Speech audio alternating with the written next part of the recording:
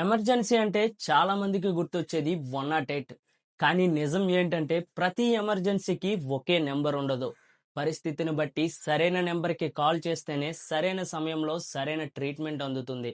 అందుకే ఈ ఇన్ఫర్మేషన్ ప్రతి ఒక్కరికి తప్పకుండా తెలియాలి. మొదట గర్భిణీ మహిళలకు లేదా చిన్నపిల్లల ఆరోగ్య సమస్యలకి ప్రతిసారి మనం 108కి కాల్ చేయాల్సిన అవసరం లేదు.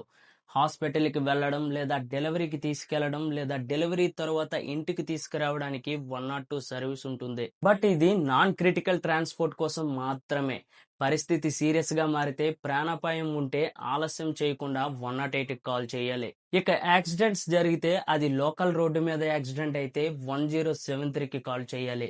అదే యాక్సిడెంట్ నేషనల్ హైవే మీద జరిగితే వెంటనే 1033కి కాల్ చేయాలి. ఇలా సరైన నెంబర్కి కాల్ చేస్తేనే రెస్పాన్స్ వేగంగా వస్తుంది.